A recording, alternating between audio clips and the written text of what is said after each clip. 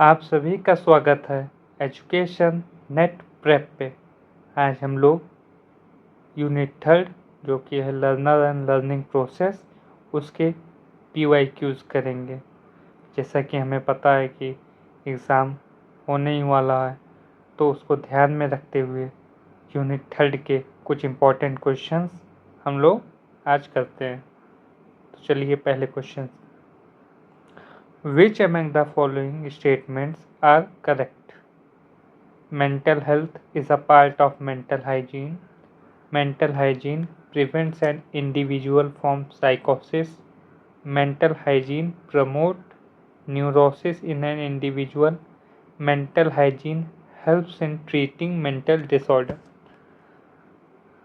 तो चारों ऑप्शन पढ़ने के बाद, जैसे कि हमने पहले भी डिस्कस किया है कि अगर हमें समझ ना आए तो हम एलिमिनेशन टेक्निक यूज़ कर सकते हैं, बट अब फिर एक एक देखते हैं कि कौन से ऑप्शन सही। तो mental health is a part of mental hygiene, ये सही है, क्योंकि मेंटल हाइजीन का एक पार्ट होता है।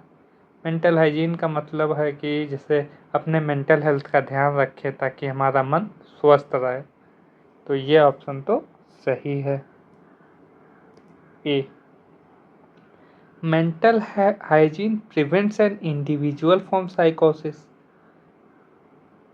इसका साइकोसिस एक ऐसी कंडीशन होती है जिसमें व्यक्ति रियलिटी से दूर हो जाता है। तो हाँ, मेंटल हाइजीन इससे वो क्या कहते हैं, व्यक्ति को बचाता है। तो बी भी सही है, ए और बी सही है। तो दो ऑप्शन तो कट गए आपके, सी और डी। अब थर्ड पे आते हैं, mental hygiene promotes neurosis in an individual. अब मेंटल हाइजीन किसी व्यक्ति में न्यूरोसिस को बढ़ावा देता है। इससे मतलब हुआ कि इसे न्यूरोसिस से हुआ जैसे एंजाइटी या स्ट्रेस। तो मेंटल हाइजीन इसे कम करने का काम करता है, ना कि बढ़ावा देने का। ये प्रमोट्स लिखा, तो कीवर्ड्स पे ध्यान दिया करिए, इसलिए ऑप्शन आपका गलत हो जाता। Mental hygiene helps in treating mental disorder, ये भी बात सही है। तो आपका ABD। और आपके अगर दो ऑप्शन आप शुरू में समझ गए तो आपके दो ऑप्शन एलिमिनेट हो गए। तो इस तरीके से भी आप समझ सकते हैं क्वेश्चंस। आगे बढ़ते हैं। Health is a state of complete physical, mental, and social well-being, and not merely the absence of disease or infirmity. This definition is from WHO, World Bank, American Psychological Association, world federation for mental health. तो ये definition WHO ने दी थी, world health organization.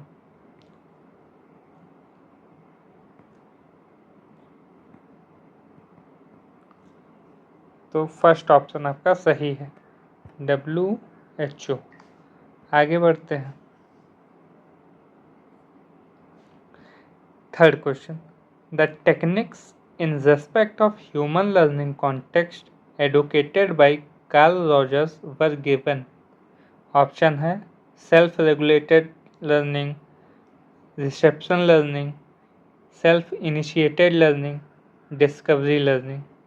तो इसमें में से कौन सी लर्निंग कार्ल रोजर्स ने ह्यूमन कॉन्टेक्स्ट में दी थी? तो उन्होंने सेल्फ इनिशिएटेड लर्निंग की बात की थी। सेल्फ इनिशिएटेड लर्निंग से मतलब है कि लर्निंग तब सबसे ज़्यादा इफ़ेक्टिव होती है जब वह व्यक्ति खुद से सीखने की शुरुआत करे। इस तरह की लर्निंग में व्यक्ति अपने इंटरेस्ट के अकॉर्डिंग खुद से पढ़ाई करता है, और लर्निंग ज़्यादा से ज़्यादा मीनिंगफुल होती है और लॉन्ग लास्टिंग होती है। तो सेल्फ इनिशिएटेड लर्निंग इसका सही आंसर है। देखते हैं, आगे बढ़ते हैं। Which of the following features of social and emotional development characterize the stage of childhood? Tendency of withdrawal from parents, intense self-awareness, less control over emotion, curiosity, fear and worry, conflict in motivation. तो कौन कौन से features social और emotional development के में characteristic हैं childhood period के दौरान बच्चों में? तो पहली कैरेक्टरिस्टिक तो है tendency of withdrawal from parents. Intense self awareness नहीं, ये इस स्टेज में नहीं होती है। लेस कंट्रोल ओवर इमोशन नहीं, इससे भी बेटर ऑप्शन हमें देखना होगा। क्यूरियोसिटी, ये इस स्टेज में ज़्यादा होती है। फियर एंड वरी, ये भी इस स्टेज में ज़्यादा होती है।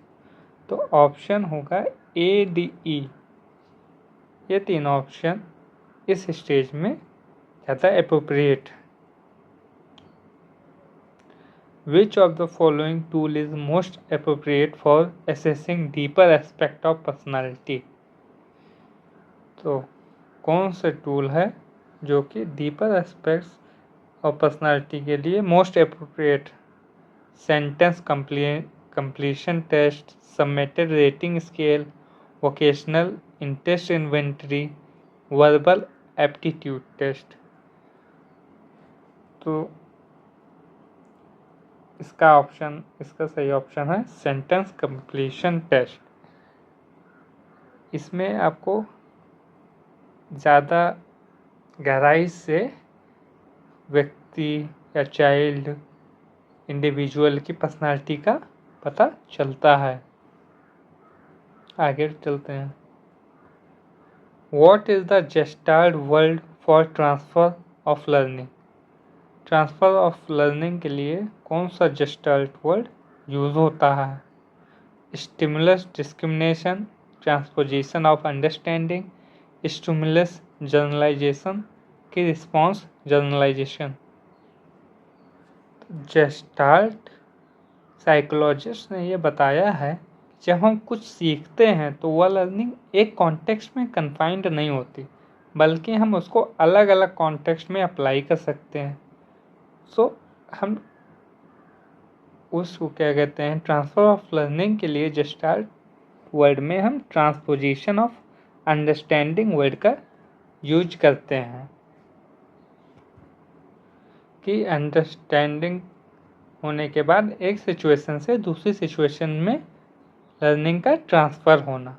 तो ट्रांसपोजिशन ऑफ अंडरस्टैंडिंग इसका सही आंसर। आगे बढ़ते हैं। एक सेकेंड।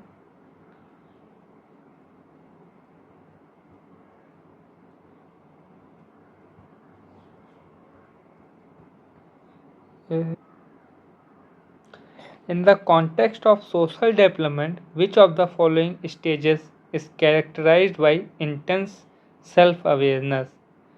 सोशल डेवलपमेंट के कॉन्टेक्स्ट में कौन सी स्टेजेस है जो इंटेंस सेल्फ अवेयरनेस को कैरेक्टराइज करती है? अब ऐसे क्वेश्चंस में आप अपने आप को आसानी के लिए एलिमिनेशन टेक्निक सबसे पहले आप यूज कर सकते हैं। अब इंटेंस सेल्फ अवेयरनेस की बात हो रही है तो आप लॉजिकली सोचोगे तो इन्फेंसी में तो इस स्टेज की कोई मतलब लॉजिकली फिट ही नहीं हो रहा है ऑप्शन, तो आप इसे तो कट कर दोगे। अभी आपने एक क्वेश्चन किया था, 2-3 क्वेश्चन, यही है कि कैसे आप रिलेट करते हो। उसमें चाइल्डहुड का स्टेज पूछा था और इंटेंस सेल्फ अवेयरनेस उसमें ऑप्शन था। क्या आप वो वहाँ था? तो अगर वो वहाँ फिट नहीं हो रहा है तो चाइल्डहुड भी नहीं होगा। अब आपके पास बचे एडोलसेंस और एडल्ट। तो अब पहले हम जानते हैं इंटेंस सेल्फ अवेयरनेस क्या हो। तो इंटेंस सेल्फ अवेयरनेस के स्टेज पर चाइल्ड अपने फिजिकल और इमोशनल बदलावों के प्रति अधिक जागरूक होता है और वह ये समझने लगता है कि दुनिया उसको कैसे देखती है, या वो एक तरीके से अपने आप को सेल्फ सेंट्रिक कि उसी को सब लोग देख रहे हैं, जान रहे हैं। तो अब आप इसमें से गेस कीजिए कि कौन से स्टेज, मतलब अप्लाई कीजिए कि कौन से स्टेज पे ऐसा फील करता होगा। तो जो चाइल्ड है वो एडोलसेंस यानी कि किशोर अवस्था में, जब किशोर अवस्था के स्टेज पे होता है तो एक इम्पॉर्टेंट अपने डेवलपमेंट स्टेज पे होता है, तब वो अपने सेल्फ अवेयरनेस सेल्फ पे ज़्यादा ध्यान देता। तो ये पहलू एडोलसन स्टेज पे फिट बैठता। Peer group membership has high educational implications during infancy, adolescence, childhood, adulthood. Peer group membership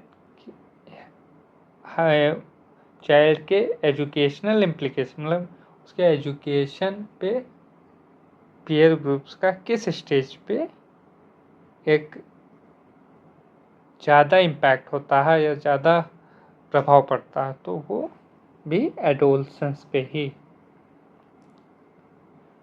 Who advanced the concept of creative self as the most essential aspect of one personality?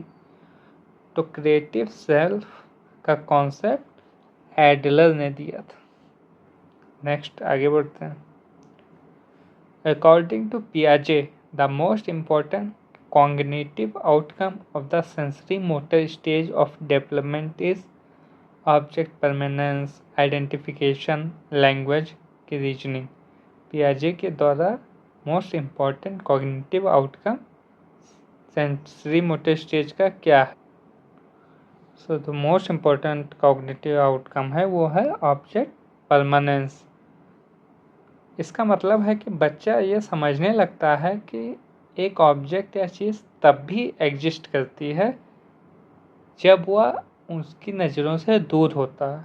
जैसे कि आप एक खिलौना या किसी कपड़े के नीचे छुपा देते हो तो पहले बच्चे को लगता है कि वो खिलौना गायब हो गया, लेकिन जब वो ऑब्जेक्ट परमानेंस डेवलप कर लेते हैं तो उन्हें समझ में आता है कि खिलौना वहाँ अब भी है, बस उनके नज़रों के सामने नहीं है। आगे बढ़ते हैं। In view of Piaget, the stage of development from the age 7 to 12 is called sensory motor, pre-operational, concrete operational, formal operational। तो आंसर तो आ गया सामने ही। तो ये किस स्टेज पे होता है? ये होता है कॉन्क्रीट ऑपरेशनल। 0 से 2 सेंसरी मोटर, 2 से 7 प्री ऑपरेशनल, 7 से 12 concrete and 12 above formal operational। तो इसका सही आंसर है कॉन्क्रीट ऑपरेशनल। आगे बढ़ते हैं। Defence mechanism are used to protect the person ego consciously, id unconsciously, super ego unconsciously कि ईगो अनकॉन्शियसली। तो डिफेंस मैकेनिज्म प्रोटेक्ट करता है पर्सन से किस चीज़ से? तो डिफेंस मैकेनिज्म वर्किंग में आता है ईगो अनकॉन्शियसली। ईगो अनकॉन्शियसली इसका सही आंसर है। आगे बढ़ते हैं। The term emotional intelligence was created by Howard Gardner, Daniel Goleman, Robert Sternberg, Peter Salovey and John Mayer. तो जो इमोशनल इंटेलिजेंस था, इसमें बच्चे कंफ्यूज होते हैं एग्ज़ाम में। ये चीज़ काफ़ी कंफ्यूजिंग हो जाती है कभी कभी अगर आपका कॉन्सेप्ट क्लियर ना हो। इमोशनल इंटेलिजेंस दिया डेनियल गोलमैन ने था, पर जो इसका टर्म जो है वो Peter Salovey and John Mayer ने दिया था। तो इसका सही आंसर है Peter Salovey and John Mayer. Who develop the concept of group factors in intelligence. Group factors का कॉन्सेप्ट किसने डेवलप किया था? ये किया था बल्ट ने डेवलप। इसका सही आंसर है Burt. Which concept of intelligence addresses the problem of meaning and value? Academic intelligence, emotional intelligence, spiritual intelligence की कल्चरल इंटेलिजेंस? तो इसका कॉन्सेप्ट किस इंटेलिजेंस ने problem of meaning and value का दिया था? तो मीनिंग एंड वैल्यू से आप रिलेट कर सकते हैं कि ये स्पिरिचुअल इंटेलिजेंस ने ये कॉन्सेप्ट दिया था। मतलब spiritual intelligence problem and meaning and value की प्रॉब्लम को एड्रेस करता है। चलिए अब नेक्स्ट क्वेश्चन पर आते हैं। Students create their learning based on their previous experience is the basic assumption of the constructivist learning theory, behaviourist learning theory, cognitive learning theory की ह्यूमनिज्म लर्निंग थ्योरी? कि स्टूडेंट अपनी लर्निंग प्रीवियस एक्सपीरियंस के base पे करता है, ये किस learning theory का बेसिक एजम्पशन है? तो ये बेसिक एजम्पशन है कंस्ट्रक्टिविस्ट लर्निंग थ्योरी का। इसका आंसर है कंस्ट्रक्टिविस्ट लर्निंग थ्योरी। वो अपने प्रीवियस एक्सपीरियंस से लर्निंग कंस्ट्रक्ट करता है। Next question, a history teacher arranged a visit of students to local historical monuments while teaching ancient Indian architecture. This is example of activity-based learning teaching, experiential teaching, blended teaching की project-based teaching. सो ऐसी approach को हम experiential teaching approach कहते हैं। Experiential learning में ये learning की approach है जिसमें लोग अपने एक्सपीरियंस से सीखते हैं थ्रू डूइंग या रिफ्लेक्टिंग जो भी वो कार्य उन्होंने किया है। इसमें थ्योरी और प्रैक्टिस का कॉम्बिनेशन होता है जिसमें लर्नर अपने रियल वर्ल्ड एक्सपीरियंस से कॉन्सेप्ट को समझने और अप्लाई करने का मौका पाते हैं।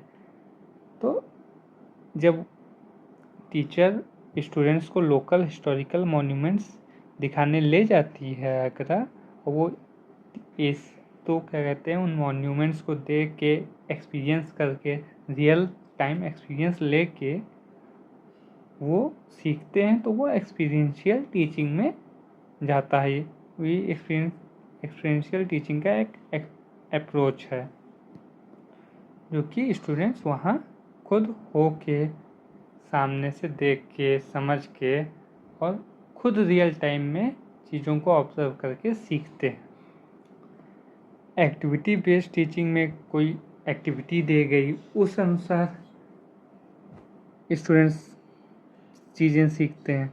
ब्लेंडेड टीचिंग में ट्रेडिशनल और मॉडर्न दोनों अप्रोच को मिला के सीखते हैं। और प्रोजेक्ट में कोई उन्हें प्रोजेक्ट दिया गया है उस पर काम करते हैं, उससे टीचिंग होती है। पर जो वहाँ विजिट करके फील्ड में वर्क होता है और जो एक्सपीरियंस होता है वो एक्सपीरियंशियल टीचिंग में आता है। सो अब हम लोग नेक्स्ट क्वेश्चन पर चलते हैं। Which of the following sequence correctly reflect calls experiential teaching learning? जो कॉल्स ने एक्सपीरियंशियल टीचिंग लर्निंग दी थी उसके सीक्वेंस को हम करेक्टली अरेंज करेंगे। पहला है think, do, feel and watch. Watch, feel, do and think. Do, watch, feel and think. Feel, watch, think and do. So हम लोग इसे ऑप्शन से समझते हैं। Think, do, feel and watch. पहले सोचेंगे, फिर करेंगे, फिर फील करेंगे, फिर देखेंगे, कि पहले देखेंगे, फील करेंगे, फिर करेंगे, फिर सोचेंगे। तो ये तो नहीं होगा लॉजिकली। हाँ, सोचना आखिरी में आ रहा है कि पहले करेंगे, फिर देखेंगे, फिर फील करेंगे, फिर सोचेंगे। ये भी नहीं फिट हो रहा है। कि पहले फील करेंगे, फिर देखेंगे, फिर सोचेंगे और फिर करेंगे। सो करेक्ट सीक्वेंस क्या है? पहले फील करेंगे, फिर देखेंगे, फिर सोचेंगे, फिर करेंगे। Feel, watch, think and do. Who among the following cognitive learning promoters developed the concept of meaningful learning? Jean पियाजे, David Ausubel, Jerome S Bruner की Ference Marton. Meaningful learning David Ausubel ने दी थी। इसका करेक्ट आंसर है David ऑसोवेल।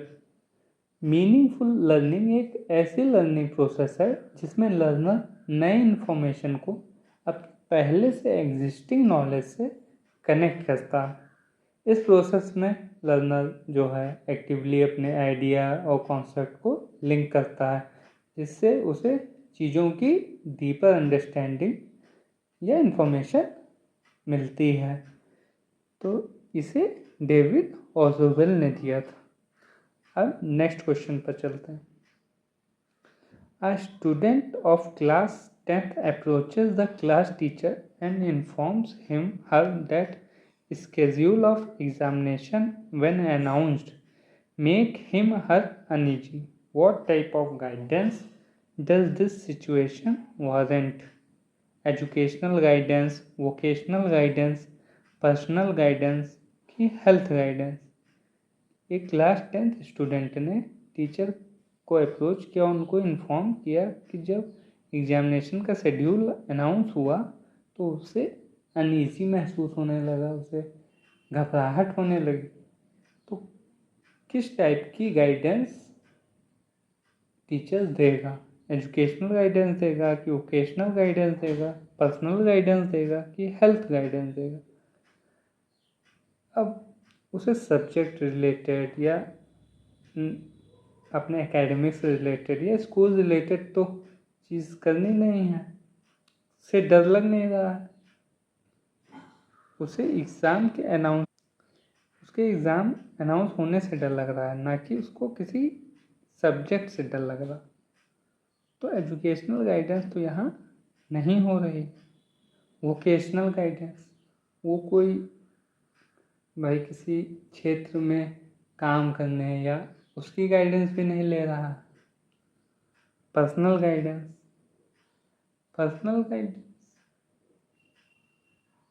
की health guidance, इसमें से आप क्या लग रहा?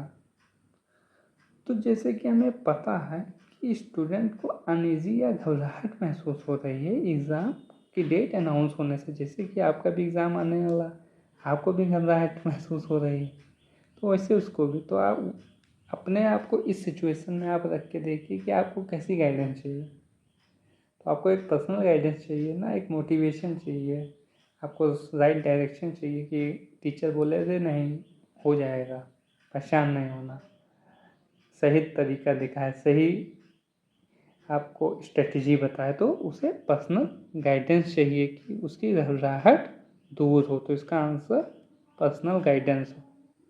कुछ क्वेश्चंस होते हैं जिसमें आप खुद को अप्लाई करके देख लेंगे तो आंसर आपके सामने आ जाएगा। तो आज के साथ हम इस क्वेश्चन के साथ ये वीडियो यहीं ख़त्म करते हैं। थैंक यू सो मच कि लोग वीडियो देखने के लिए। कोई भी क्वेरी हो तो आप टेलीग्राम चैनल या कमेंट्स पूछ सकते हैं। जैसे कि अब एग्ज़ाम आप लोगों का आने वाला है, तो बस लास्ट मिनट प्रिपरेशन में मैं बस यही कहूँगा कि अपने आप को वहाँ अप्लाई कीजिएगा, स्ट्रेटजी के साथ जाइएगा, क्योंकि नॉलेज लगभग सभी को उतनी होती, बट 180 मिनट्स में कौन कितना बेहतर अपने आप को अप्लाई कर सकता है, कितने क्लियर माइंडसेट से आप काम कर सकते हो, ये मैटर करेगा।